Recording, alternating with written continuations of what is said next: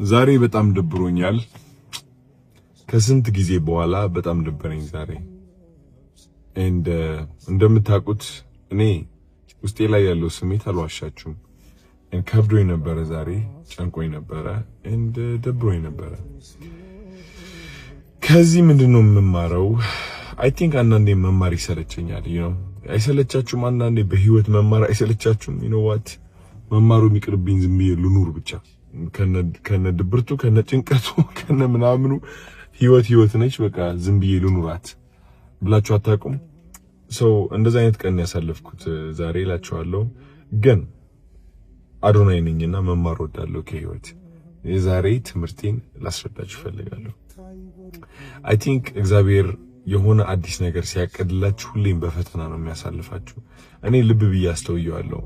እንደኔ በጣም በብዙ ፈተና ያለፈ ሰው የለም። ልንገራችሁ ጋይስ፣ በብዙ ነገር ተፈትኛለሁ።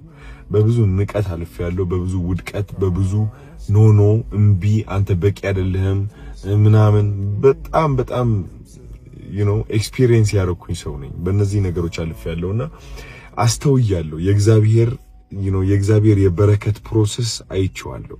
ስቴፕ ባይ ስቴፕ ምን እንደሚመስል ሁሌም አንድ እግዚአብሔር ማለት ነው በረከት ሲያስብልህ መጀመሪያ ምን ያደርጋል መሰላችሁ? ድክመትን እንድታይ ያደርጋል። ያለህበት አዘቅት እንድታይ ያደርጋል። ያለህበት ጨለማ፣ ጭንቀት፣ ራስን መጥላት፣ ሁሉም ነገር ማለት ነው። ከዛ በኋላ ምንድነው የሚያደርገው እግዚአብሔር? በእነዚህ ድክመቶችና በእነዚህ ያስተዋልካቸው ጭንቀቶች ወረቨድዝ ህይወትህ ላይ ያለ ነገር እንድትሰቃይ ያደርጋል። እንድትሰቃይ የሚያደርግህ ግን እንድታስተውል ስለሚያደርግህ ነው። እያስተዋልካቸው ነው የምትቀጥለው። እየተሰቃየ እንደሆነ ካስተዋልክ በየቀኑ እየተሰቃየ ትሄዳለህ። ስቃዩ ላይ ሳይሆን ማስተዋሉ ላይ ነው ያለው። ገባችሁ አይደል? ስቃዩን ማስተዋልህ ነው የሚያሰቃየ እና እግዚአብሔር ማስተዋሉን ይሰጣል። እኛ ግን የሚመስለን ምንድነው? እግዚአብሔር ወይ ለምንድነው የምታሰቃየን እንላለን።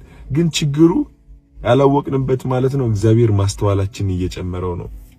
ይህ ማስተዋላችን ደግሞ ወዴት ነው የሚቀጥለው መሰላችሁ ጋይስ? ይህ ማስተዋል ወደ አዋቂነት ይቀጥላል። ስለ ህይወት ማወቅ ትጀምራላችሁ። ስለ ራሳችሁ ማወቅ ትጀምራላችሁ። ስለ ብዙ ነገሮች ማወቅ ትጀምራላችሁ። ከዛ መረጋጋትን ይከተላል። ተረጋጋላችሁ። ቢካዝ ካወቃችሁ በኋላ ለምን እየተጎዳችሁ እንደሆነ ታውቁታላችሁ። ማን እየጎዳችሁ እንደሆነ፣ ውድቀታችሁ ከየት እንደመጣ፣ ከዛስ ምንድነው የሚከተለው የሚለው ነገር ልባችሁና አእምሯችሁ እያወቀ ይመጣል ማለት ነው። እዚህ ደረጃ ላይ ከደረሳችሁ ደግሞ ተስፋ መቁረጥ የሚባል ነገር የለም። ከእውቀት በኋላ ከዛ ተስፋ አለመቁረጥ ይቀጥላል። ተስፋ አለመቁረጥን ደግሞ ምን ያመጣል? በረከትን ያመጣል። ይህ በረከት ደግሞ ከምታስቡት በላይ ትልቅ ይሆናል። እግዚአብሔር የፈለገው በረከት ይሆናል። ከዛ በኋላ ግን ከበረከት በኋላ ደግሞ ትንጥዬ ውድቀት ትከተላለች። እቺ ውድቀት ደግሞ ምንድነው የምታስከትለው? ማስተዋልን ታስከትላለች። ከማስተዋል በኋላ ደግሞ አዋቂነትን ታስከትላለች። ከአዋቂነት በኋላ ደግሞ ተስፋ ለመቁረጥን፣ ካለ ተስፋ ለመቁረጥ ወደ በረከት ማለት ነው ጋይስ። ስለዚህ ሁሌም ስቴፕ ባይ ስቴፕ ነው። እናንተ ሜቢ አሁን ድህነት ውስጥ ልትሆኑ ትችላላችሁ። መውጣት ያቃታችሁ ድህነት ውስጥ፣ ወይም ደግሞ ራስን መጥላት ህይወትን አስጠልቷችሁ ሊሆን ይችላል። ሁሉም ነገር ሰልችቷችሁ ሊሆን ይችላል። ግን ማወቅ ያለባችሁ ይህ ህይወት እያስጠላችሁ አይደለም። እያስጠላችሁ እንደሆነ ነው እያስተዋላችሁ ያላችሁት።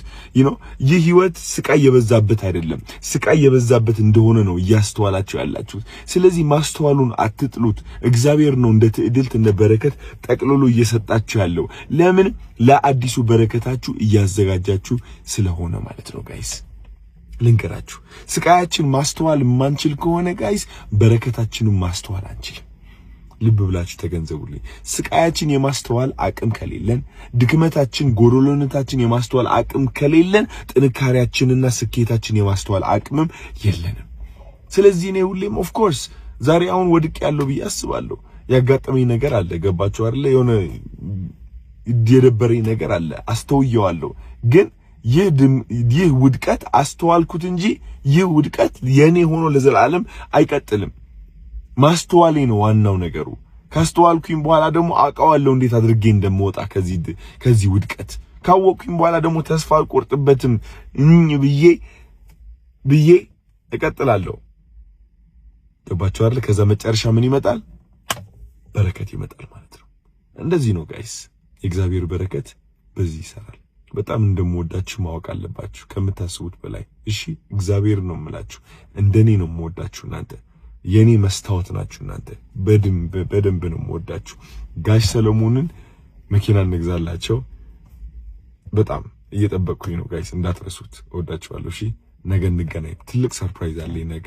የሚገርም ቭሎግ ነው የምሰራላችሁ። በጣም ጠብቁኝ። እወዳችኋለሁ። እሺ ጭንቀት ያለ ነገር ነው፣ አትጨናነቁ አልላችሁ። አስተውሉት። ይህ ጭንቀት፣ ከጭንቀት በኋላ ማስተዋል፣ ከማስተዋል በኋላ እውቀት፣ ከእውቀት በኋላ ተስፋ ለመቁረጥ፣ ከተስፋ ለመቁረጥ በኋላ በረከት።